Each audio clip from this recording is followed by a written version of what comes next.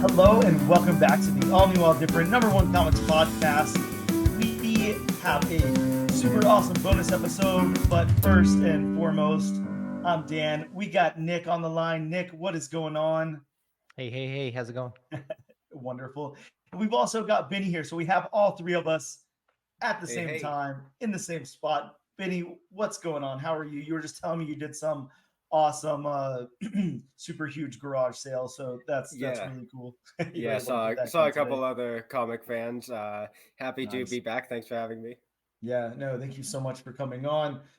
Yeah, we're talking about rare flavors today from Boom Studios, of course, from Ram V, and I'm horrible with names, as we all know. Filipe, on nope, I lost it already. I tried to even prepare to be able to say his name, and I lost it. So if any Filipe of Andrade. Andrade, okay, I was like, if either of you can jump in and help me out, feel free. But yeah, I'll do that throughout because some of these names are a little off for me. But yeah, let's get into this book. I don't know if you guys want to talk about the synopsis from the Boom site really quick. I'm gonna stumble on that too, so feel free to help me out with some names if you can. But discover the tantalizing tale of Ruben. Don't know. Backish, I guess I'll go with demonic. Nope, don't know that word either. With a down to earth dream of becoming the next Anthony Bourdain.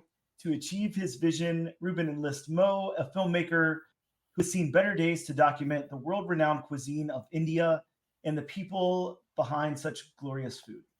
But little does Mo know that there's more to Ruben than meets the eye, and the mortals play a darker role in the show than they were ever prepared for.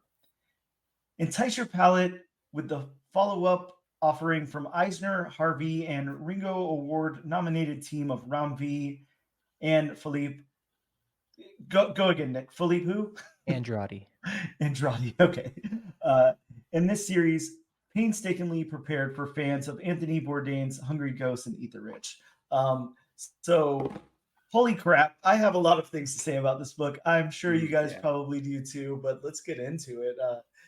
What I think that we kind of decided last bonus episode that we would kind of drop like the written synopsis that we were doing and just go into the book because it's like a little much. So let's just talk about this thing. This is a wacky story. This is essentially like and feel free to interject at any point, either one of you, or lead me down another path if I get something wrong, whatever. But this is essentially like an immortal like demon who at some point was like defeated by somebody, got his back broken, and was like kind of out of commission for a while, and now has shown up in like I'm guessing modern times, and has this vision that Anthony Bourdain, like his idol, has died, and he is gonna go carry out the rest of what Anthony Bourdain was doing, like go on these travels, meet people, really connect with their culture and their food and everything, and do it all through food and document it like in a filmmaking series. But obviously something more sinister is going on with that as well. So Yeah, it's one of my favorite kind of story setups, and an immortal who has lived such a long life. They're right now just kind of throwing stuff at the wall to see what's interesting.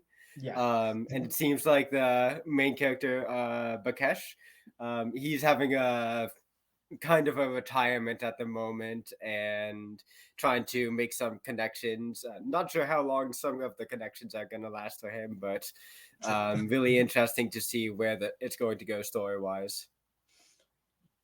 Yeah, Yeah, totally agree. The demon becoming he's the main character kind of too, which is uh-huh, cool. I like how yeah, there's the antagonistic hero in this hmm, setup. It's from his point of view in the beginning. Maybe throughout the whole thing we'll get just like liner notes of what he's writing down, but I really like that. I like the whole setup. I like it's just a wacky concept that only Rom V could pull off, I feel like. yeah. It's such a cool concept, and I think I probably say this a lot. This is probably something that I say a lot of times, but when I open this book, and I'm used to this art and Rumby's writing and everything. I love The Many Deaths of Layla Starr. I think that that's an amazing book, and this is like a spiritual. It's not a sequel, obviously. It's a different story, but it's the same creative team or whatever. But minus I think the letterer. But sometimes like this really stylized art kind of turns me off. I don't know if you guys feel the same way or whatever, but I'm usually more in like the wheelhouse of like I don't know, just kind of like that house style or whatever that Marvel and DC put out. I love some really stylized stuff, and I love Mike Allred and Bill Sienkiewicz and Peach Momoko and stuff. But sometimes just this really stylized like indie look is a little iffy for me. Um, this is like such a great team up, though. Obviously, they're a good team up. They've been nominated and won plenty of awards for their work on the mini Desaflalo Star. But it it took me a minute. I was a little turned off, and then the beginning of the book, it's kind of got not a lot of exposition, but he's kind of writing this letter to explain his disappearance and everything. And I was like, we're gonna get one of these heavily narrated things and whatever. And I'm not sure what's going on. And then I think about like a quarter of the way through the book, I was like, never mind, this is so amazing. This is really, really cool. This is a really unique perspective. And then upon doing a little bit of more research, reading articles and stuff like that, the recipes are like a thing. Like that's going to be a thing. Yeah. Yeah, really I'm dominant through this book, which is so cool.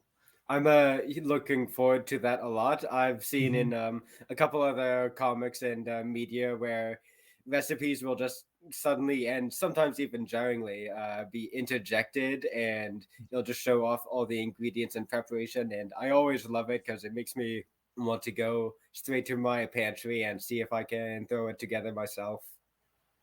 Yeah, and this is like a cool recipe. I definitely want to try it out.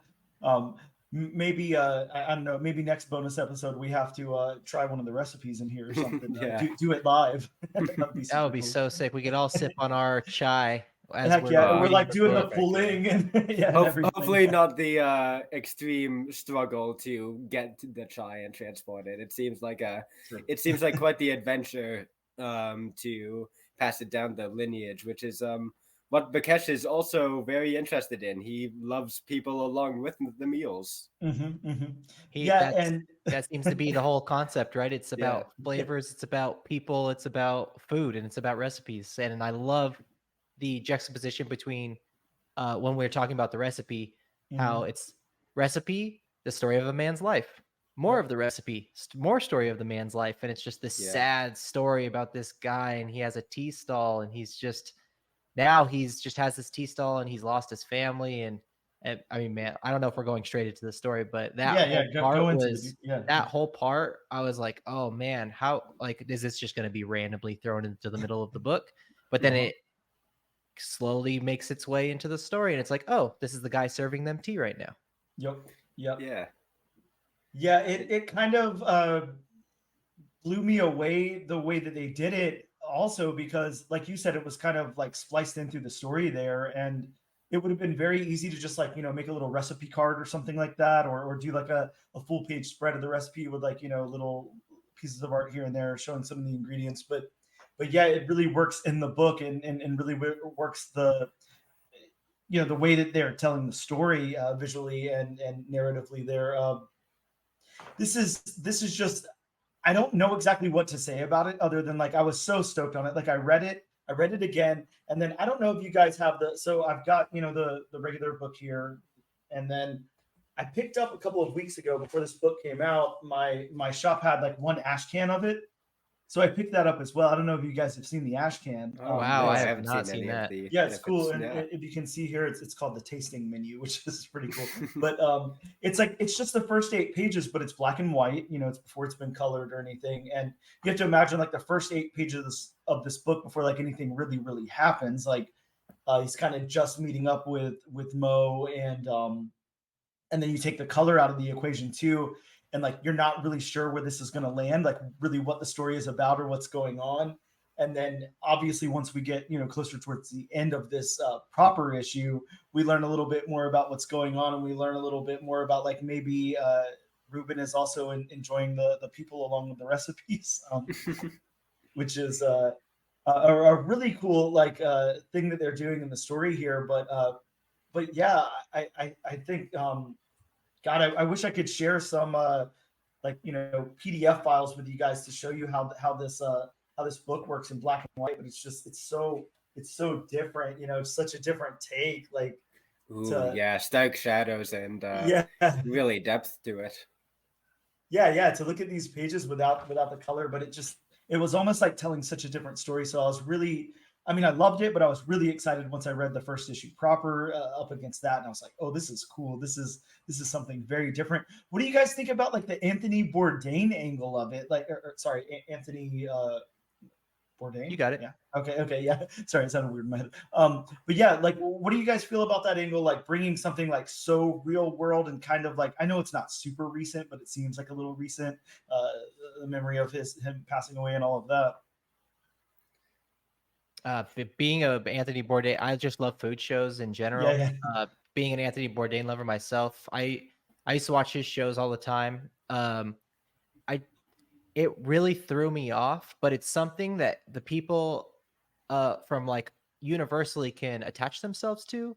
So Mm-hmm. when Ramvi does these Indian mythologies, these Indian cultures, all of that, when he throws something in there like Anthony Bourdain, it kind of like, oh, I know Anthony Bourdain. Yeah. Yeah. I've watched him before. It's maybe something that people can relate to, and Mm-hmm. Yeah. it gets us more into the story a little bit. And it's just like I said in the beginning, it's a wacky concept that I'm Yeah. just so. I was like, what? Why does this guy like Anthony Bourdain so much? But then I heard Ramvi talk about it in an Mm-hmm. interview, and he was saying that the antagonist wished he knew how people felt about him eating them. Okay. He wished, just like how Anthony Bourdain would savor the food that was killed for him to eat, he wished Mm-hmm. that people would understand how he felt about them because he loves them so much, Yep. but he Uh-huh. loves them in a sense of, oh, I can eat you and savor whatever you brought for me. You know what I mean? And That, he wishes you could understand that as well, which that's is such really a wild. that's such a messed up relationship, and the fact that he wants them to understand what he's feeling in it too. It makes me want to be vegan a little bit. I was like, wow. I was like, okay, maybe eating meat isn't such a great thing. Jesus. Mhm. Yeah. Yeah, this can give you like a whole different perspective on something. Yeah, absolutely. It's so interesting though to think like the high concepts that are in this book, because we're going to like mythology, we're going to like real world concepts like Anthony Bourdain, and then putting that up against something like this, I mean, essentially like reincarnated demon. I don't know if he's possessed another body or whatever. I'm not sure exactly what's up with him. I'm sure we'll find out more. But but that, and then obviously we have these, this group of people that are looking for him because they kind of know what he's doing or whatever. So like you said at the beginning, Nick, um, he's our point of view character, but he's kind of like the bad one essentially, that we're gonna follow around. And yeah, it's just a lot of different ideas here. They're so high concept, and then we're injecting the recipes and stuff, and that's a huge part of the story, at least in this issue. So yeah, really like a lot going on, kind of a lot to follow, but it's a really easy read. For me it was. I don't know how you guys felt about that. Yeah, I thought the art flowed very nicely. I really appreciated a lot of the coloring, Mhm. especially the contrast between the painting and the man staring at it. How it Yeah, seemed that like was it was cool. differently textured. Hmm. I really like the streaming angle as well. How he mentioned that he wants his name on the title of a couple of episodes and for people to know him again. Yep. Hmm. And I also like that the pandemic was mentioned, how it's a hardship. And I'm wondering what other media going forward are, how heavily they're going to reference it, because it's a huge event that impacted everyone in the world. Yeah, absolutely.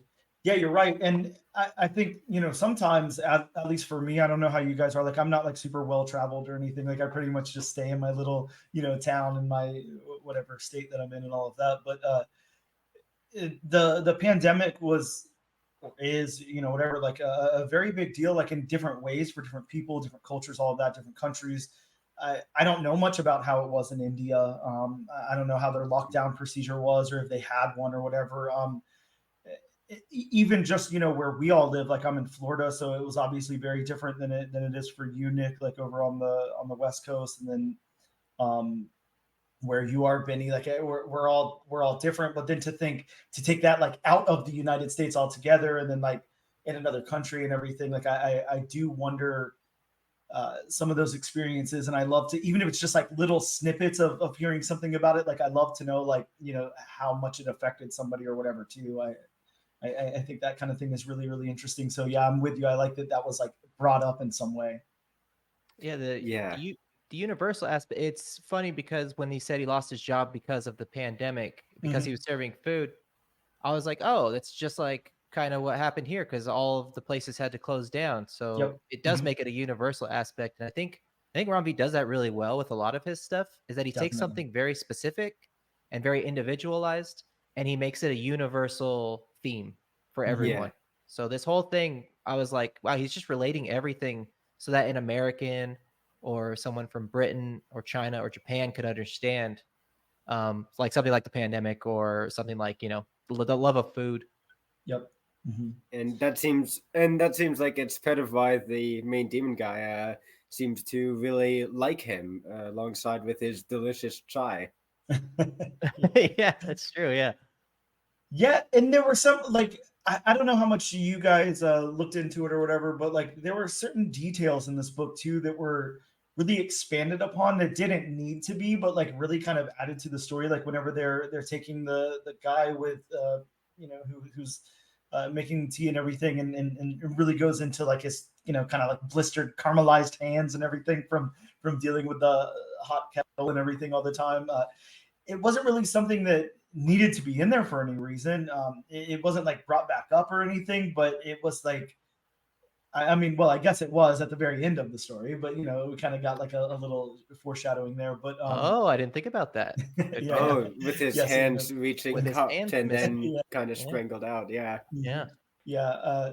But it was just, it was really expanded upon, like in the scene that it was in, and same thing, like whenever at the beginning Ruben's looking at this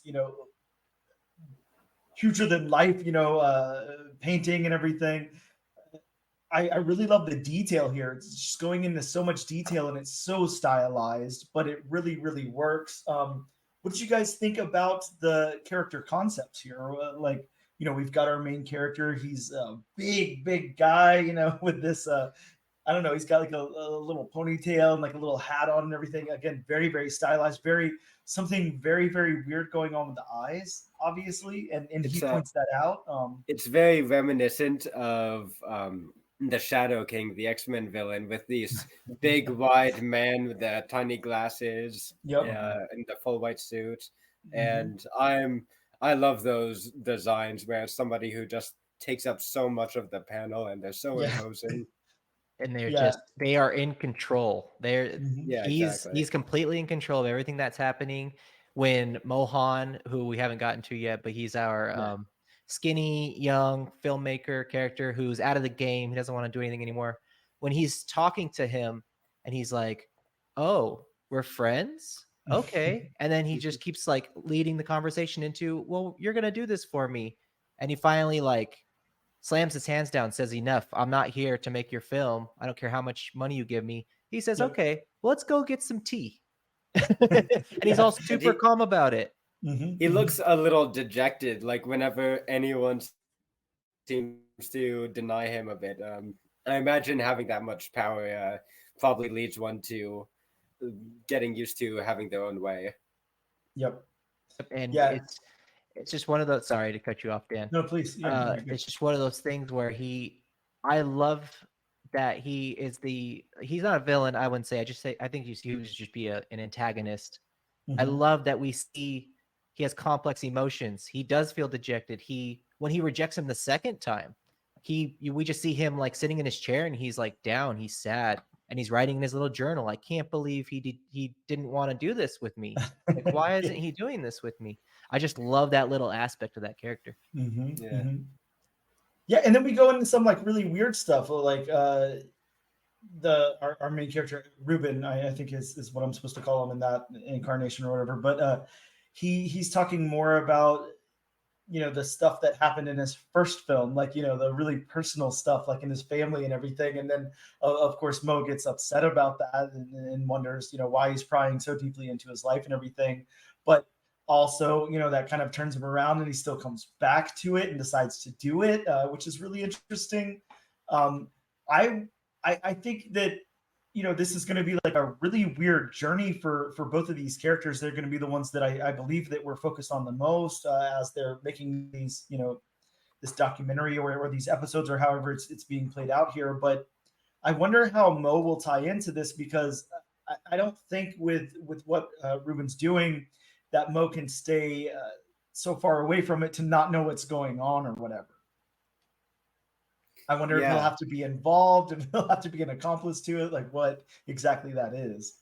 I'm guessing Mohan is going to be placed in danger quite a bit in the future, Yeah. even if they don't know it that well. I Hmm. really like the characterization of freaking out at having their personal space invaded and Yeah. storming off, because that is exactly what I would do in that scenario, where I'd storm off, think about it for a bit, and then probably come crawling back after a bit of consideration. Hmm. And Yeah. just the amount of power this guy must have. Like, how did he find this video that I made when I was like 10 years old or Hmm. however old he was? That the characterizations are just like phenomenal. With like he's writing people how they would be written if they were that person. You know what I mean? No one seems like they're not that person. There's no Yep. the the other two characters too. We haven't gotten into that, but there's two other characters who are Yes. chasing Yep. this demon, and they're like, we need to stop him before he commits more crimes. Hmm. So it turns into like crime drama as well, which is kind of But cool. they also want to commit some crimes. Like one of them talked about taking the other guy's eyeball, but I can kind of forgive them because I love their outfits with the, I think it's pink leather and this like really wide refrigerator looking guy with a 40s detective getup. Yeah. Yeah, again, so stylized in the art here. Like it's really, it really adds to the book a lot. It's not. I think that I'm not an artist, so let me point that out first and foremost. I can't draw a straight line, but I would think that if I was handed this script and I was an artist, this would be like the last thing that I would imagine to illustrate this book as. Like, it's giving me such like I don't know. I'm imagining like somebody in the '80s who lives at the beach having like pictures like this framed on their wall or something. It's so stylized and so different, but it works so well with these characters. It works so well with the writing here, and it's just this is it Yeah. really did blow me away. I mean, I hate to say that, and I hate to keep. Uh, we've had this problem now on almost every bonus episode where it's like I'm almost like struggling to find something bad to say. Like everything's been really good, which I guess is a great problem to have. It's weird too if you guys, our listeners, go back and listen to the regular feed and all of that. Like we don't have too much of a problem finding books that we're like, kind of lukewarm on and everything. Like, we'll dig through stuff and we're like, this was cool. Parts of it were okay, whatever. Sometimes we're like, this kind of sucked. I don't even understand what they were going for. But yeah, so far on this, I haven't had that problem once. Everything has just been like up here, like, top notch, really, really good. But this is so cool. Again, the concepts in this are so big. This is supposed to be a 6-issue series, so I can't even imagine how they wrap this up in 6 issues. Like, I'm thinking like I want to see like 20 issues of this. Yeah, it seems they have a very clear goal in mind for where they want to end up, and they seeded a bunch of different things in this first issue with uh, Ruben's backstory and his desire to go around, Mohan's journey to film it all, and them being followed by those two mysterious folks. Mm-hmm. Yeah, I and I love that you point that out. I'm sorry, Nick. I don't mean to cut no, you go off ahead. at all, but like it's such a tight, like, just, I mean, almost like it's just linear. It goes from point A to point B to point C, wraps up nicely, but there's so much in there beyond that. Like you can't even see the story that way. It's just, there's so much going on at the same time.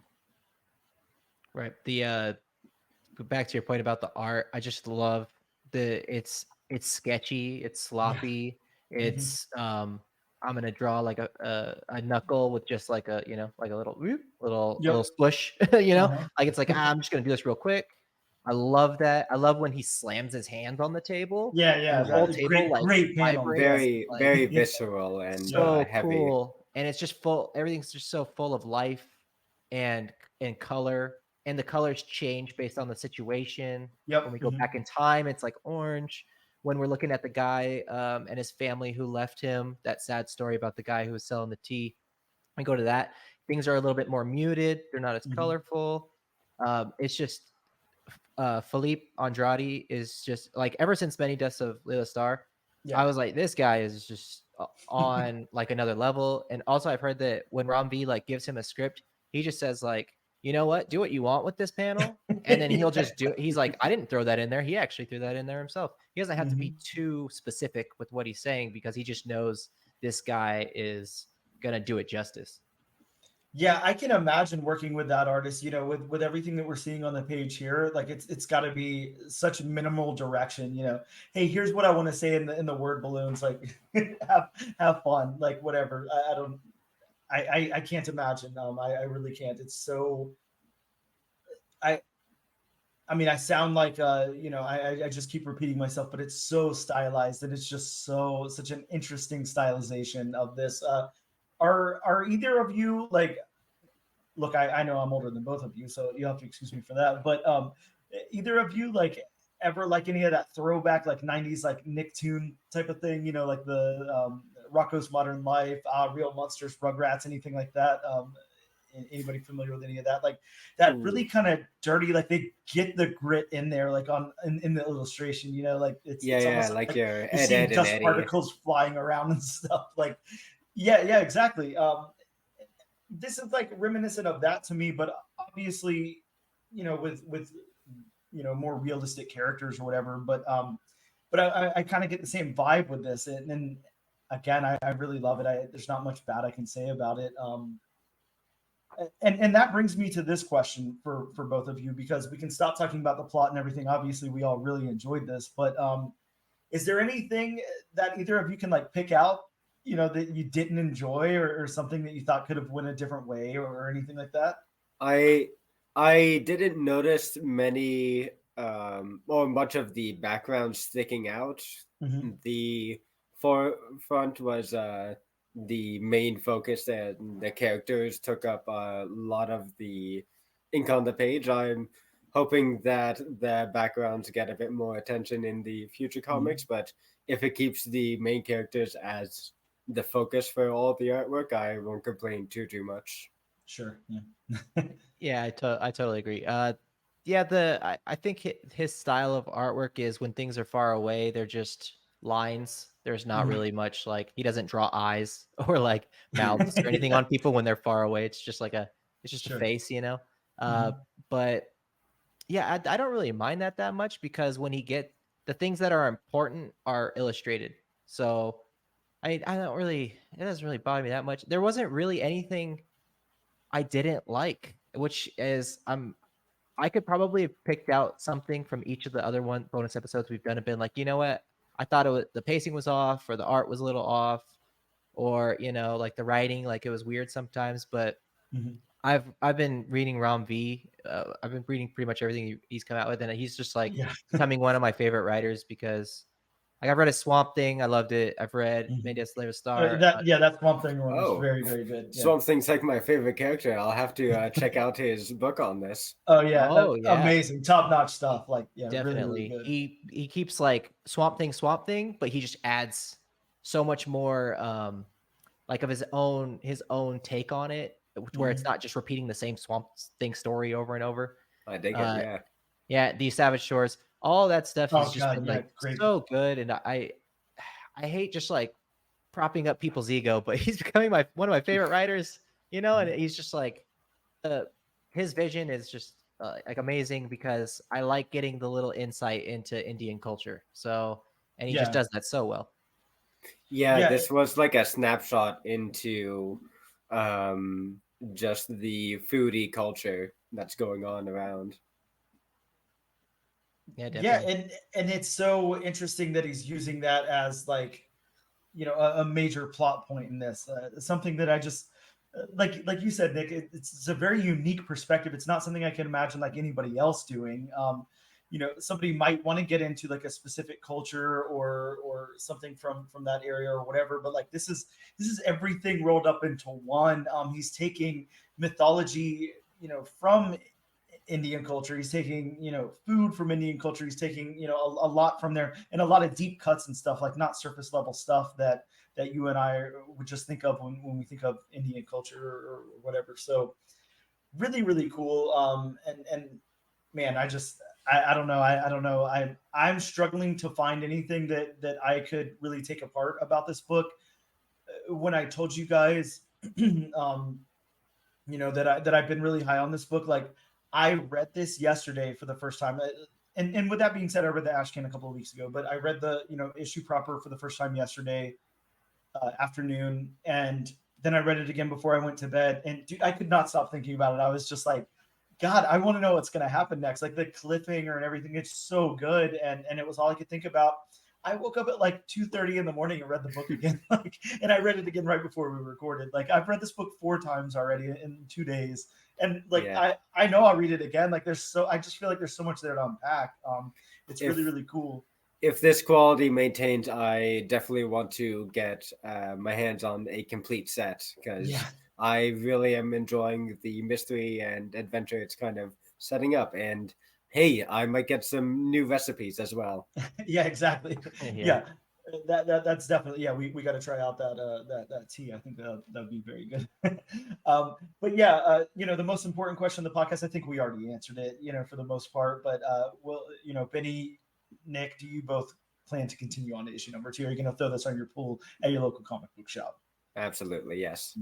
Yeah.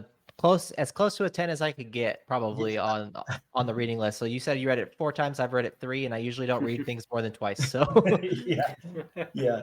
Such a cool book. Now, the last thing, because I forgot to mention this, dude, that final panel. I mean, and obviously spoiler alert, but we break down the whole book, so it's not needed. But that final panel where I'm not sure if it's taking a scene out of what happens later, if it's a thought, if what's going on, but where we're showing, basically the premiere and everybody's in the audience, but he's missing. Yes, Ruben is and missing from that scene. Mohan is looking dejectedly at a seat that would not fit Ruben. yeah, definitely. it's true. Yeah. I didn't think about that.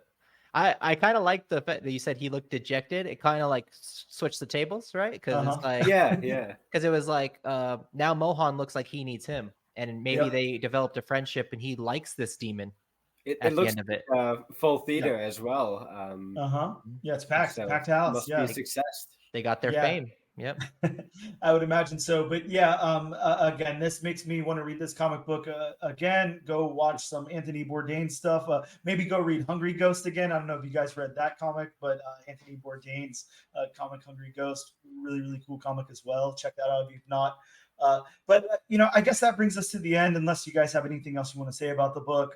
But for me, all day, whatever I can say, 2 thumbs up, 10 stars, amazing, worth the price of admission, whatever. Like, go pick up this book. What the hell are you doing listening to me? Go pick it up right now.